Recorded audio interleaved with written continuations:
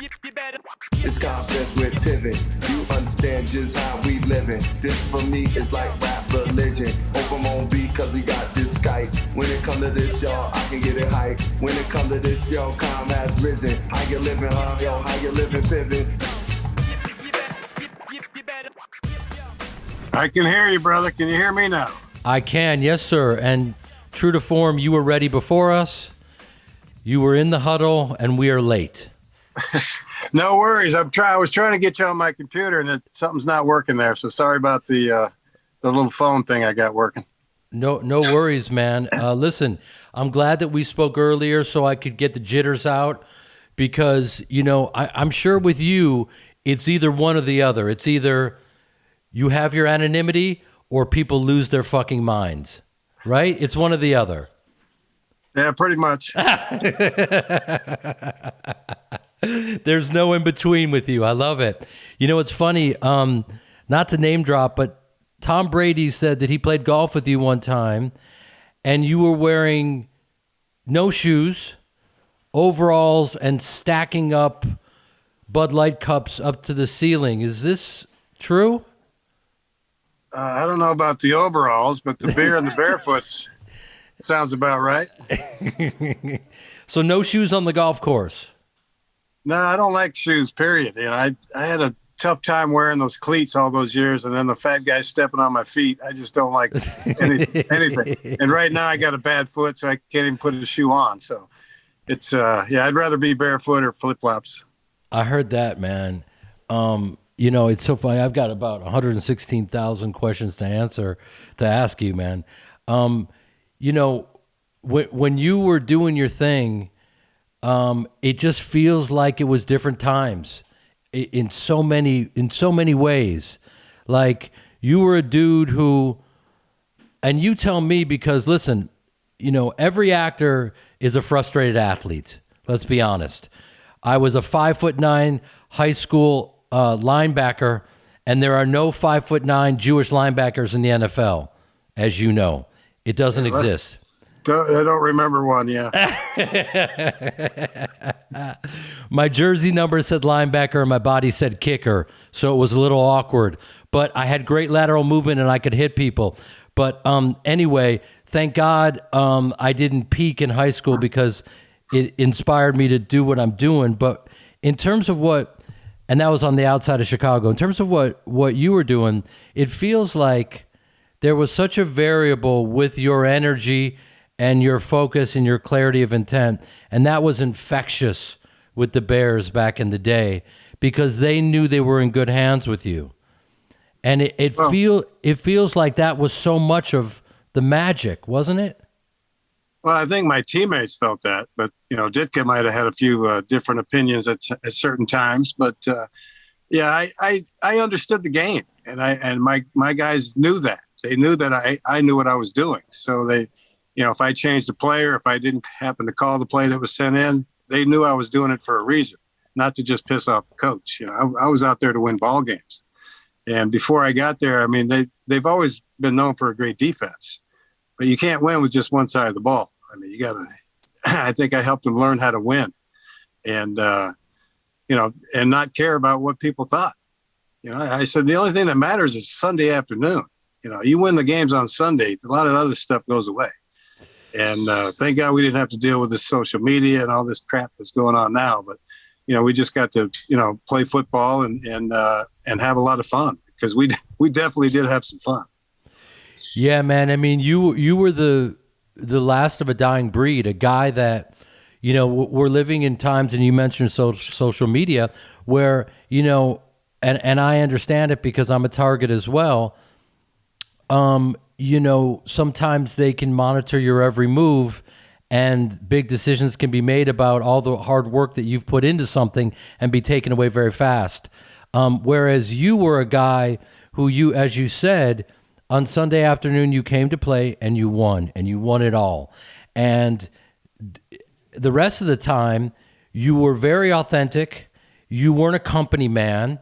You were speaking your truth as you know it. You would say things to even the head of the league like Rozelle. You were very outspoken to him. And that doesn't exist anymore. at all. I don't feel. No, that's too bad because what's happening in a lot of these sports I think is ridiculous. But yeah, I didn't really take any heat from it, or grief from anybody, especially the commissioner. They find me. I found out later that they find me. Really, they had no reason for finding me. They were mad at me because Adidas wasn't paying the league, and I'd been wearing an Adidas headband for a couple of years, and nobody said a word.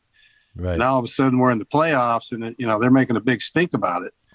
And I made him look kind of foolish after I put his name on there. I didn't get a fine that week. I actually got a call from him thanking him for the free advertising, and he was letting me know that I couldn't wear the headband in the Super Bowl. And I said, well, we'll see about that. And because I had gotten a hold of the rule book, somehow it ended up in my locker, and I was going through it, and I found out they shouldn't have been able to find me the first time.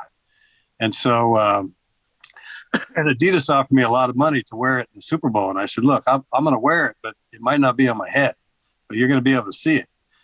And so I decided I was going to wear all charities during the Super Bowl. And if they find me for wearing a charity, they're going to look like idiots. So I wore the Adidas headband all during the pregame warm-up, and I had the head referee chasing me around the field, telling me he's not going to let me on the field with that on. And I said, yeah, I know all about that. And so right at the end of the national anthem, I'm standing there with Walter, myself, and the head ref. And I went to the anthem was over. I went to put my helmet on, and he said, I can't let you on the field with that. And I looked at him right in his face, and I said, I know, but you can't do a damn thing about this. And I pulled it down around my neck. And you can see Adidas clear as day in every picture that happened that day in the Super Bowl. And he just started laughing at me. He says, yeah, you're right. I looked over at the equipment guy. Said, give me the first headband. I think it was JDF. It was for juvenile diabetes. My attorney's son was diabetic at the time, and so I wore it for him. And every series after that, I changed. I wore Children's Miracle Network, Children's Hospitals, POW. I can't even remember all the charities I wore. And then I end up with Pluto on my head at the end of the game. And that was a tribute to an old college teammate of mine who was actually on the Bears in 1983. He was on our roster, and they found a brain tumor in his head. And he had just gone through his second surgery just before the Super Bowl. I wanted him to know that I was thinking about him. So I know Dick Enberg and a few other guys thought I'd left the planet by then, but that was my tribute to him, and everybody that knows Pluto knows what that meant. So that's beautiful, man. And, true to the media, they indeed took the Pluto thing and, tried to make you into this lunatic, instead of focusing on the fact that every week you were representing a different charity. And, because that's, how irresponsible the media can be. And that's a whole other subject that we could go down forever. Yeah, I don't have a whole lot of friends in that arena. So. I bet. And, speaking of that, you're one of these guys who's been able to really lay low and live your life, and I don't know what your secret is, but you've managed to stay, out of the headlines. Well, I haven't done a heck of a lot since I retired. I haven't had a job. So been just basically enjoying life, and I didn't really have to work. So, I did a nice job. I raised 4 kids, put them all through school. I've got 5 kids or grandkids, and wow. And I got a lot of things to do other than sit around on Sunday and watch these games now. Yeah, that's amazing. Was it intentional though that you just said, you know what, I want to keep out of the spotlight? Because I'm sure you had many options to go and commentate or do whatever you want. Well, I didn't really want to be a commentator because I don't like watching the game. I love playing the game, but I don't like sitting there watching it and then have to talk about it. Unless they have a network that comes out where you can say the truth and say, hey, this guy sucks. And this guy, I wouldn't want to do it. I think it just bores me to death to watch the games anyway. So I really wouldn't want to commentate on it. Yeah, but I would not be alone when I would say that we all like to see that particular network. You speaking the truth about the game that intrinsically would be really, really fun. My God. Or even just we cut to you, at your place and you're kicking back with an adult beverage or whatever, and you just weigh in when you want to, man. I personally would. My God, would I love to see that? That would be kind of fun every once in a while. Once a quarter, pop in and say, "Yeah, let's see what's going on." Yeah. If I ever did that, I'd do it with my buddy Dave Archer. He was ex-quarterback in the NFL, played for the Falcons and Eagles and a few other teams. Great friend of mine. He actually does the color for the Falcons games down in Atlanta now. Okay. And he's one of the funniest human beings on the planet. So, and he's always talked about the Truth Network. He goes, Mac, as soon as they get that Truth Network, man, you got to do a game. So yeah, that would be kind of fun to do it with Dave. Oh my God. I think we all need that. We all need the truth now more than ever. I feel like things have spiraled out of control. Do you stay current and watch things, or have it gotten to the point where you maybe don't even want to look anymore? How absurd it's all gotten in the world. Well, it's definitely gotten nuts. And, I saw it coming a couple of years ago. I actually went and bought a house down in Mexico. They were all coming this way. You could get some good deals down there now. Yeah, so I've got a nice place down there. I'm going to spend a lot more time there. After this, I got Lake Tahoe coming up in a couple of weeks. If I'm going. I'm probably not going to play well because I still can't walk yet, but I'm going to struggle down the fairways. I was texting with Walter's son, Jared, and he was just saying, how amazing you have been to him over the years.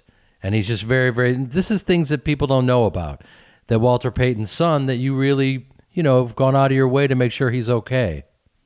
Yeah, Jared's always been a great kid. I've known him since he was born, basically. So he grew up in the locker room alongside my kids. So, it's always nice to see him. I got to see him a couple of weeks ago. I was here in town and had lunch with him and Matt Suey. So that was kind of fun. Wow.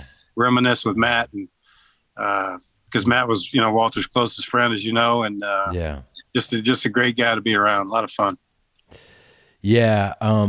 Being a Chicago guy and watching all you guys, I mean, as there's probably very few other cities in the country that are as loyal as Chicago. When you win there, as you're in their hearts forever, and it's funny. I'm sure you saw The Last Dance.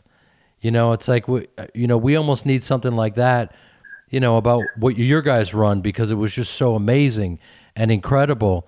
What you guys all had to navigate, and you mentioned sweetness. I don't think, it's funny. I'll run into whoever, Dickerson, Tony Dorsett, anyone, Billy Sims, any one of these guys. When I ask them who's the greatest running back of all time, without hesitation, they say Walter. Yeah, Walter was a very unique individual, man. He was just did not like to be tackled. He I don't know how he lasted the 6 years before I got there, and the 2 years, my first 2 years in the league, because our offensive line was not real good. And he was, guy missed one game in 13 years, and he carried the ball, how many times a year? Just amazing. Still the strongest guy I've ever met in my life. And, he was probably 5'10", 208 pounds maybe, with solid rock. Just a joy to play with. Never said a word in the huddle. Never said, give me the ball, do this, that, do that. He just told me once, just keep doing what you're doing. Because I audibled out of a play that was supposed to go to Walter. And it was my first start. And because we were known, third and long, what are the Bears going to do? They're going to run sweep with Walter, right? So I get up the line of scrimmage, and there's literally 9 guys waiting for the sweep to the right. Mm-hmm. And I just audible to a simple little off tackle play to the left. And I think it was 3rd and 7. We got 9 yards. And my left guard, who was a 9-year veteran at the time, Noah Jackson, you probably remember Big Noah Bootsy. He's looking up at me as I'm making the call, and he's yelling, 34. What the hell's 34? For some reason, it wasn't in the game plan that week, but it's a play that you've run, 1,000 times in practice and training camp. And I said, Bootsy, we're running right over you. Just block that guy. And I think the defense thought we were just messing around. Right. But at the end of the play, Noah grabbed me and said, you got any more surprises for me, youngster? And I said, look, dude, I'm not running into a brick wall. I said, keep your ears open. I don't think anybody ever changed the play before I got there, the way they acted. And then Walter grabbed me right after that and said, please keep doing what you're doing, because I don't want to run into that either.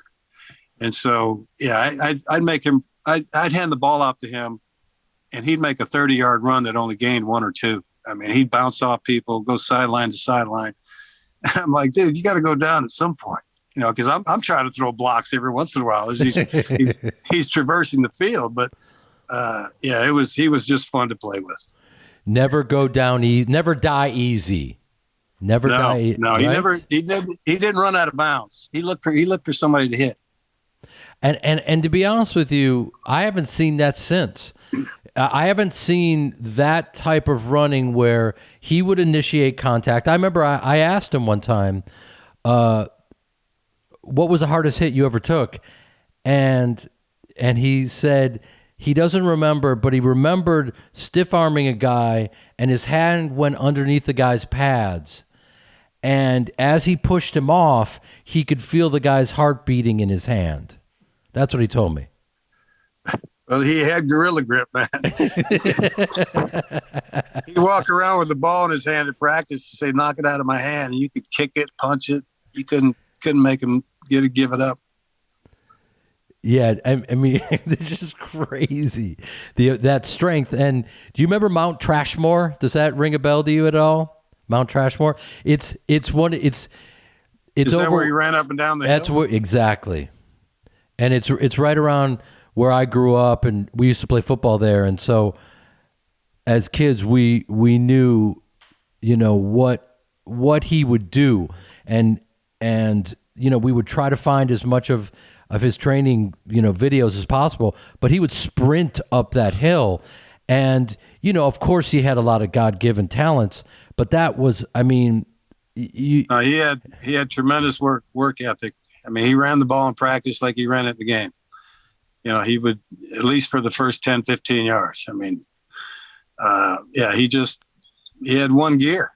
You know, just always on, you know, high. Yeah, kind of like Jordan in that way, right? Yeah, just got to, I mean, MJ's the same. I mean, MJ's just very, very competitive. You know, no matter what he's doing, he wants to win. I mean, I think that's the difference between guys that make it, you know, to this level and the guys that don't. You know, we want to win at everything, not just, you know, I've been playing stupid gin game on this phone all afternoon. I'm getting pissed off when I lose a gin. You know, it's just the makeup of us. I mean, we just want, you know, we don't accept defeat. Yeah, and thank God for it. Thank God you and Michael Jordan and Sweetness have what would be referred to as a competition disorder. I'm glad you do, because I've never had so much fun watching you guys in my life, man. It was incredible. Yeah, we had a hell of a good run. I mean, 84 to 88. I mean, we went to 3 NFC championship games. I mean, we won a lot of football games. We just screwed up at home in the playoffs. I mean, we had home field advantage 4 straight years, and we didn't do nothing with it. That's what really irritated me the most. You know, to work that hard all season to get home field advantage and then just piss it away the first round. And then we lost the NFC championship game at home in 88. So, you know, the Niners went to two Super Bowls that we thought we should have been in, but they outplayed us. Are you the kind of person that can look back on your career and all the sacrifices you made and the Super Bowl and look back and feel good about your accomplishments? Or are you still beating yourself up about the losses?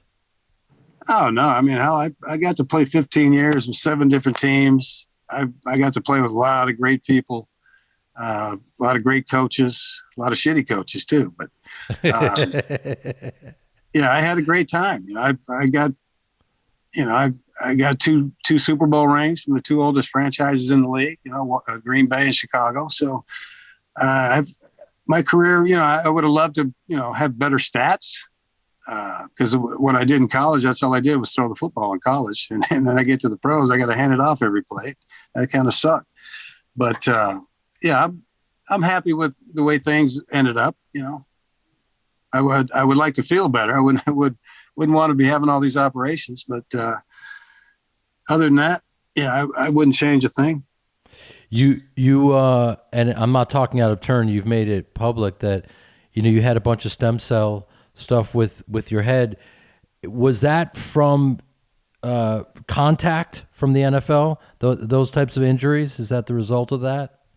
Yeah, actually, the start of all my head problems was the shot I took from Charlie Martin at Green Bay when he came up from behind me and picked me up and dumped me down after the play. The first thing that hit the ground was almost the side and top of my head, and it kind of knocked my neck out of whack, and so I've been having problems ever since then. And so I go back to New York every 3 to 4 months. I get a little adjustment, and then I can function again normally. But I know as soon as I start having headaches and I start remembering stuff, and all I want to do is lay in a dark room, it's time to go see the doc. And so I've figured that part out. A lot of my teammates have not, and they've taken their own lives from that. The pain gets so bad, and you just, we're proud guys. We don't want to ask for help. We try to figure this out on our own. And when your brain starts messing with you, who do you turn to? Your brain starts telling you to do things you shouldn't be doing. And thank God these guys, these doctors, after the Sports Illustrated article I did back in, I think, 2012 or whatever the hell it was, 11, they contacted me, said, "Hey, come to New York. We think we can help." And they've been helping me ever since. And they're trying to help. I sent all the people that I know that are having problems with their head, military friends of mine. I all sent them all his way. That's great, man. That's really all you can do, and speak out about it as much as possible. And you're right there. There have been some players and some Bears players. Was it? Yeah, that have taken their lives. It's tragic, but you've also embraced herbal medication, if you will, right? Oh, I've embraced herbs since 1973. Oh, okay. I've always been a proponent of the cannabis. Yes, okay. It's not. I've never considered it a drug. It's a medicinal herb. People are finally figuring that out. It's not the boogeyman that everybody thinks it is. But I was eating painkillers my whole career, and then I was still eating them 5 years after I was done, just to get out of bed. I was, eating 100 or so Percocets a month, and I had to get off that. And the only painkiller I've taken since 2004 was right after the surgery I had 7 months ago. I tried to go without it, but well, when that nerve block wore off, I said either cut my foot off or give me back some pills, because it was killing me. But yeah, I take cannabis every day. I do edibles. I do tinctures. I do a lot of CBD as well. It's just, you have a system in your body for this plant, the endocannabinoid system. Everybody has it. Every living thing has it.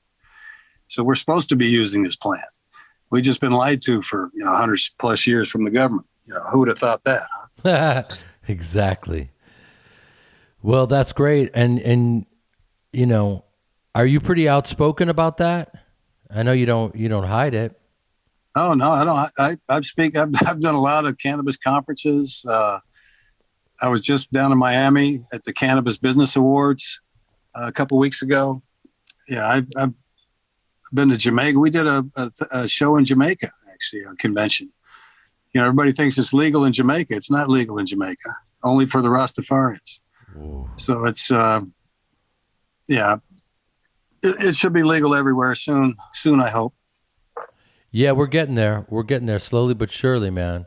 I'm in the business now. My partners are Kyle Turley and Evan Britton, a couple ex-ball players, a couple ex-offensive linemen.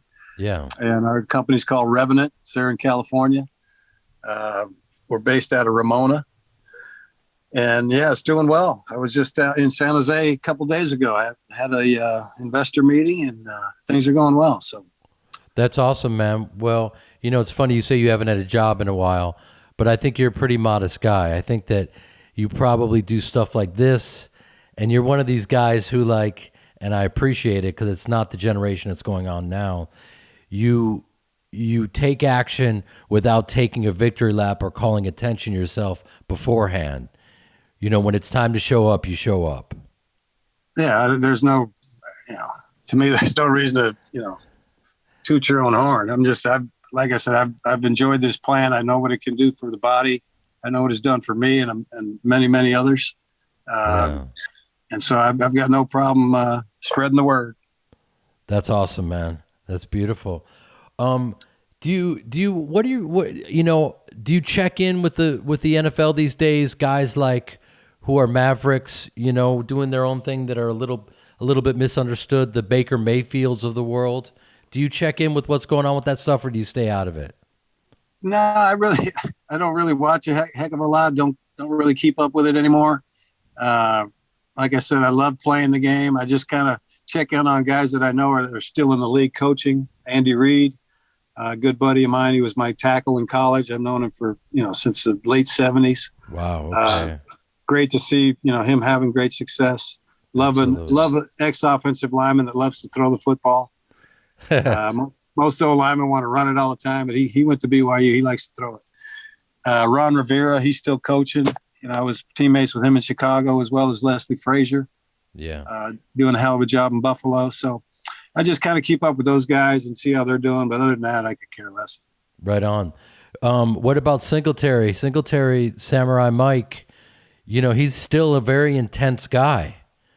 Yeah, I got to see Samurai. I was in Utah last month at a function for our veterans, and Mike was there. Always good to see him. He's always intense. I mean, he grew up. His father was a preacher, and when he gets to talking, he sounds a lot like a preacher as well. But he's an intense guy. There's no doubt about that. Did you ever? He was a guy that I think it was at Baylor that had the record for cracking the most helmets. I mean, again, like Sweetness, an undersized guy. Or like Mike Tyson, but I don't know if there's anyone that hits harder, than Singletary. Well, I always loved to watch that film of the NFC Championship game when he plugged the hole against Eric Dickerson. Yeah, and he just stonewalled him, and that was kind of set the tone for the day. And it was he had a lot of those hits. I'm surprised he's not having more problems with his head. Yeah, who knows? Luck of the draw. Maybe you can help him, because I remember you were the first guy to you drew my attention to acupuncture before anyone, because I think you started on that process, didn't you? During the Super Bowl.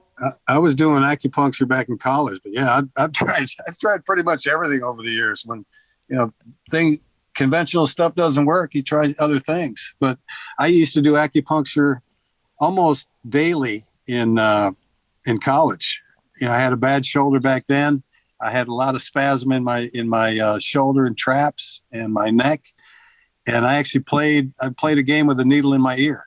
They stuck one in my ear and taped it down. I played a game with it and I didn't even feel it.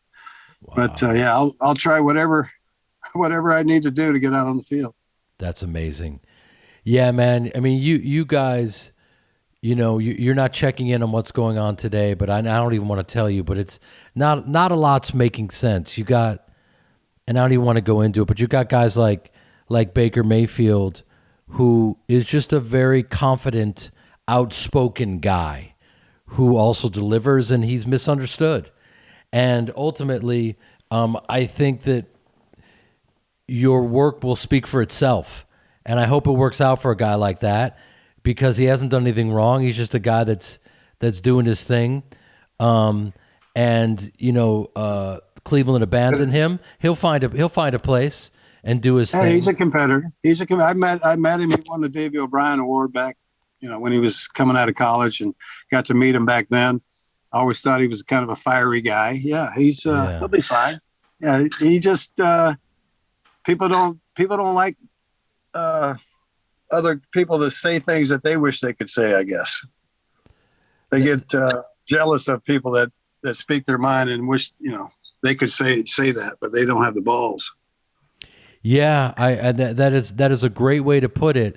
And because of that fear, they try to take away their power when all someone's doing is being confident, speaking their truth, And I think, would a guy like you, how would you be able to navigate in these times? Do you think you'd be able to handle it?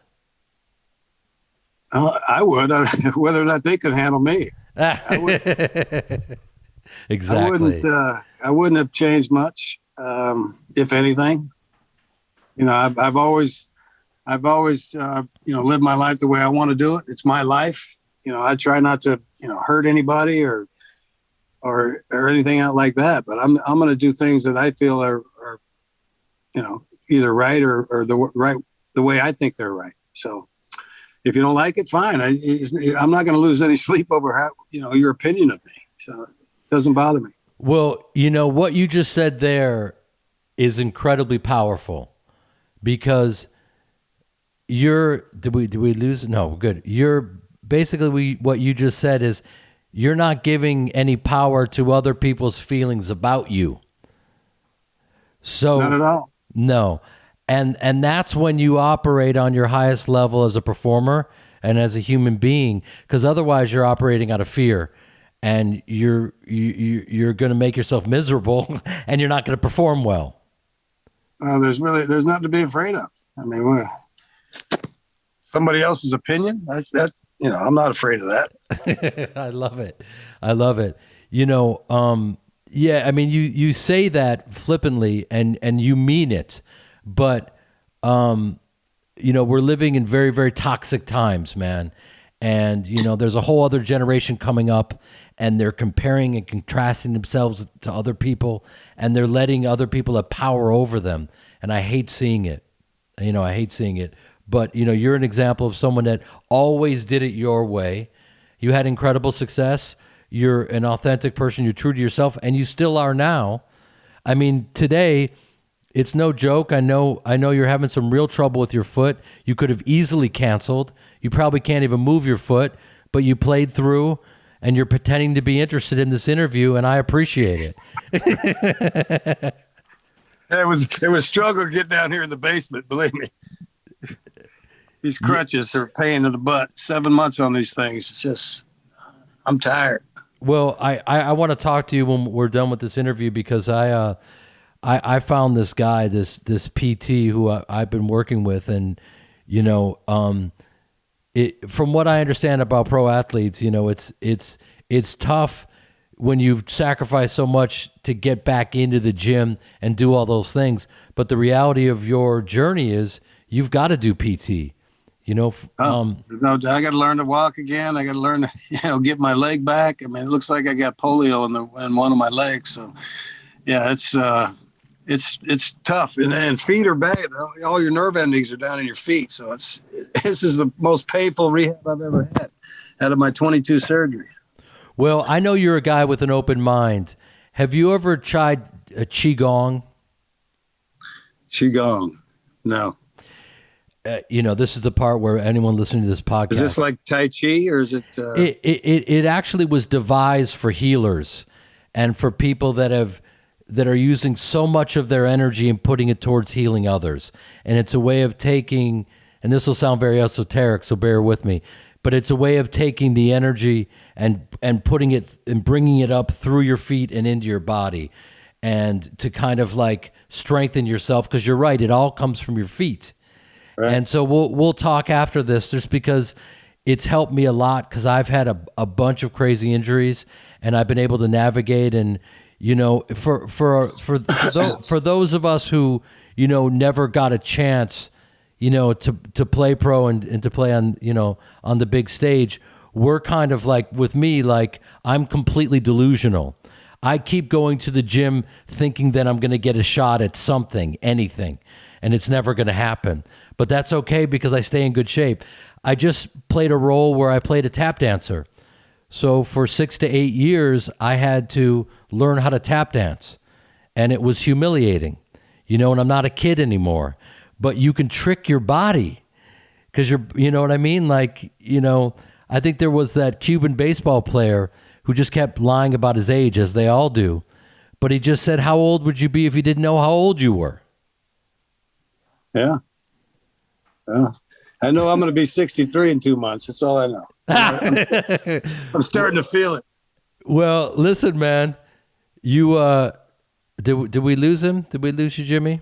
All right, I'm back. We are back. Thank you, man. Thank you for your patience. Nah. Yeah, my chick kept calling. I tried to hit end, but I don't know what the fuck I did. It's all good. It's good to have a woman that's worried about you, though. Yeah. She's down at our house in Mexico right now. Oh, cool. That's a good call to go there, man. It's beautiful there. Yeah, it's Have, still kind of, it's nothing like Cabo. It's still kind of a village town. yeah, but I think that I feel like people are getting how nice it is down there. So I think it's going to keep growing. You know, especially as they start alienating more people here in the States. You know, Yeah, I'm glad we bought when we did because people are rushing down there now. that's awesome. Are you still in touch? I know you had your issues with Coach Ditka back in the day, but have you buried the hatchet? Yeah, I got to see him. He had his Gridiron Greats gala a couple weeks ago. I got to see him. He's struggling a little bit too. He's still as ornery as hell, but that's the coach. What's tough is Steve McMichael, man. He's just withering away with his ALS. Yeah. Yeah, man. Bless him. Bless him. That's not easy, man. And he was such a force, Mongo. Yeah, such a big, strong guy. Now he's smaller than me. I feel like you guys all stay close. You know, that team stays close. Well, we get to see a lot of each other, or not a lot, but when there's still quite a few guys that still live here in Chicago. I got to see Emery Moorhead, our tight end, and Kurt Becker, one of our offensive linemen, the other night, or a couple weeks ago, actually. And then Keith Van Horn, Jimbo Covert, I get to see once in a while. So, yeah, Richard Dent. Yeah, there's not too many guys that are out in Arizona. A lot of other retired ball players, but not too many Bears out there. What was that like? Because you guys, you kind of, because of who you were and the way you played the game, and because you were so outspoken and didn't care about how you were viewed and played the game your way and you won, I almost feel like that energy was infectious. And so when you guys did your thing and had fun and did the Super Bowl shuffle and stuff like that, and between the fridge and all of the great outspoken personalities, you guys blew up. How was that for you? You know, because you didn't really, there was no playbook for that. You know, you guys were uncharted territory. Yeah, I mean, it was, football was struggling back then too. They weren't doing real well with the ratings, but I think our team just kind of revitalized the league. I mean, people from everywhere I go, I mean, from grandmothers, all the way down to little kids, they said, "Man, you guys look like you had so much fun," and we became fans and this and that. Mm-hmm. They saw us off the field. A lot of guys had their own radio shows, TV shows. I mean, everybody had a car deal. I mean, it was. It's something in Chicago. Like you said, you don't even have to win in Chicago. If you play hard in Chicago, the fans understand that. They understand the games, and they know who plays hard and who doesn't. They love you if you play hard. And then if you play hard and you win, they'll love you forever. That's pretty much been true for the last 36 years now, 37 maybe. That's a great way to put it. If you play hard and win, they'll love you forever. That's pretty cool. And you played hard and you won, and you will be loved forever. It must be difficult for you to even walk the streets of Chicago. Well, I'll be at Gibson's in Rosemont tonight, so I'm sure I'll get a couple of free beers. Oh my God! And I always look forward to that. Man, you're going right into the belly of the beast. You're going to Gibson's. I love it. Yeah, it's always a good spot. There used to be so many great places around here in Chicago, but what's going on here, nobody really wants to go out. Yeah, but Chicago is still Chicago, man. And you're absolutely right. Like when you came to the Bears, I mean, the idea that Walter Payton was playing, and bless those offensive linemen, but Reeve Sorey, correct?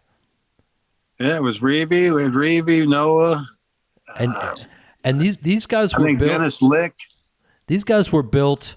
I mean, they didn't, bless them, and they were professional football players and they were elite athletes, but they physically, they had, they didn't necessarily look like elite athletes. Am I correct? They wouldn't have won the look contest, that's for sure. No, I mean there was just beer bellies and it's a tribute to Walter breaking records with these guys up front. But how much of a variable is it that these guys want to kill for you because they love Walter and they love you? Is that a big variable? Oh, there's no doubt about it. I mean, they can make your life miserable if they don't like you or respect you. One little slip and they let their guy go and boom. Hey, man, that's no fun. That's happened before. It happened to me in the Pro Bowl, actually.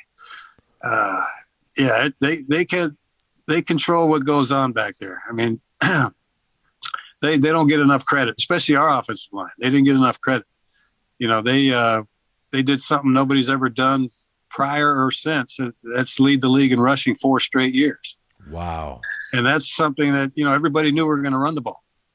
And to be able to run it when they know you're going to run it, that's a tribute to those guys up front. And they just, Jimbo finally got in the Hall of Fame. Yeah. He's one guy. I think our other tackle, Van Horn, should be in. I think our center should be in. I think our left guard should be in. Absolutely. But that's just me. But I mean, these guys did something that's very unique, and they didn't get the credit they deserve. You're absolutely right. You're absolutely right, man. That is for sure. It looked like, where everyone's saying, oh, you guys look like you were having a good time. And you were. But people don't realize that before then, in order for you to have that good of a time, you had to have worked your ass off.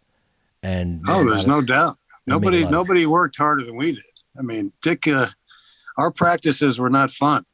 I mean, we basically played 4 games a week. Wednesday, Thursday, and Friday were like game days. Everything was live. There was no buddy periods. Buddy Ryan and Mike Ditka didn't like each other, so they and that trickled down to the defense and offensive players. So our practices would last 3.5 hours, and then because there'd be fights pretty much every play, and then Ditka, depending on what kind of mood Ditka was in, we'd get on the goal line, and we'd have to run 100-yard sprints until he got tired of blowing the damn whistle. So, I mean, we were constantly, I think that's really what hurt us later on in 87 and 88 especially. We just got tired. We just got tired of beating the crap out of each other. Sundays were easy. I mean, we couldn't wait to get to Sundays. We had to go against the defense every day, and, they made us better, and I think we made them better. So, I mean, that's got to be scary because you're going. But it takes its toll.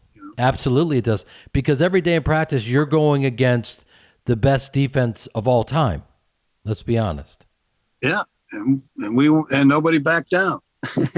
I mean, my God, you have to look at Richard Dent and Mike Singletary coming at you, and Steve McMichael and Hampton coming at you in practice. That's a nightmare. Yeah, Buddy would always say, look, don't hit number 34 and don't hit number 9 because everybody else is free game. And they never hit Walter, but they popped my ass a few times. I bet. Just to let me know I was there, they were there. Yeah, indeed. But that still doesn't feel good. I won't take Richard Dent at 20% speed. That's a nightmare. So it looked like Walter was always pulling pranks. Am I wrong, man? It looked like he was a cheeky dude. No, he liked to do a lot of things. He liked to pinch you underneath your arm here. And with his grip, I mean, it hurt so damn bad. You almost want to cry when he did it. Or he'd come up behind you and he'd grab you and he'd give you just a bear hug and just pop every vertebrae in your back. Or he'd leave M80s hanging off the side of the racquetball court with a really long fuse, and he'd be out of practice for 10 minutes. Guys would still be walking out, and then boom, you'd hear a big loud boom, scare the hell out of everybody. You had to be on your toes with Wally around.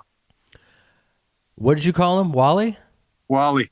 Wally. I always call him Wally. Walter sounded too too formal for me. Because what I mean, he sounded like a little kid. I mean, his voice was, really high.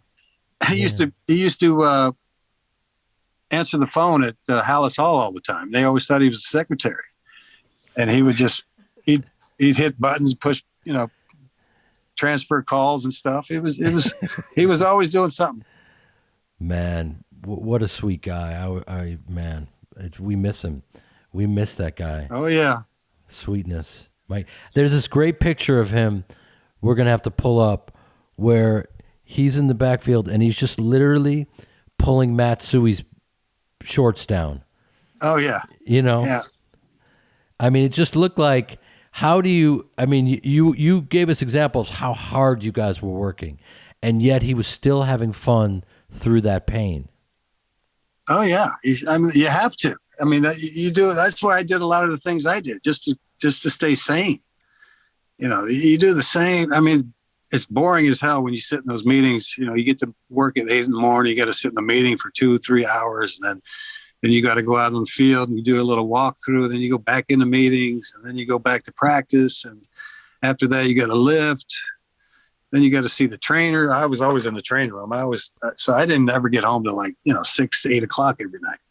So 12-hour days, and they weren't a whole lot of fun. So we had to try to make our own fun, and that's what we did. And you're still doing it. You're still living the dream, man.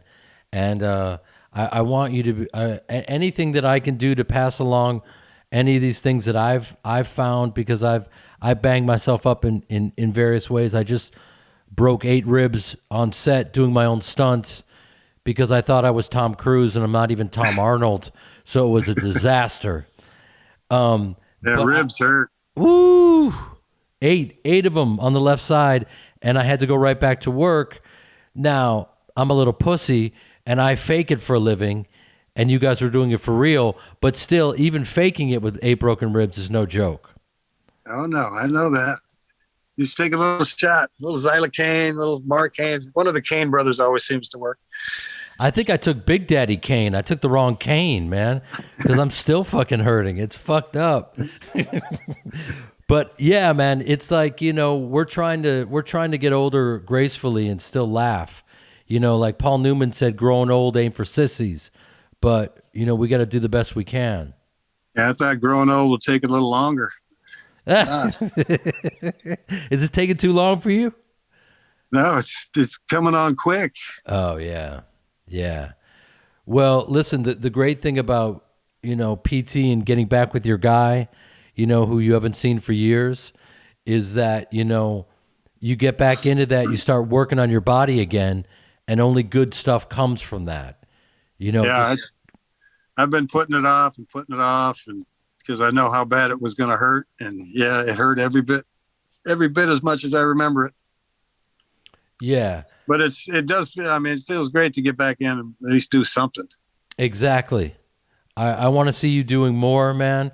I want to continue this relationship because in my mind, we're best friends. I know it's very awkward for you, Jimmy, but, I'm going to call you about 11 times a day. I don't know if that's too much for you, but no, I'm just kidding. No, this has been great, man. I appreciate your time. I really do, man. Hey, no worries. I'm a big fan of your work as well, my man. Thank you. That means nice a lot to know that me. Chicago guys are still doing all right. We're still doing all right, and maybe we're connected with our fight because I refuse to give up or like Walter says, never die easy. I've been getting up off the canvas for a while now, and as an actor, we're very lucky because I started probably when you did, about 8 years old, and we get to keep going, and it's a gift, but it's a strange journey, and you get knocked down a lot for some ridiculous reasons, and you got to keep going. But I do have that Chicago fight in me, so it means a lot to me. Like even talking to you is a big shot in the arm for me. Oh, good, man. I hope that the ribs will heal up soon. Go back to enjoying breathing again. I'm a fan of breathing, and you as well, man. I hope to breathe in some good herbal medication with you on a golf course someday soon. Yeah, it sounds good. I will definitely be locked and loaded. All right, brother. Listen, have fun at Gibson's. Yeah, I will, my man. Okay. Take care. You too, brother. Talk to you later. See you, man. How You Live in J. Piven is a Common Enemy original podcast. Producer is Kyle Tequila. Theme song by Common. To leave a message for Jeremy, go to speakpipe.com/jpiven. Catch all new episodes of How You Live in J. Piven every Wednesday on YouTube and everywhere you get your podcasts.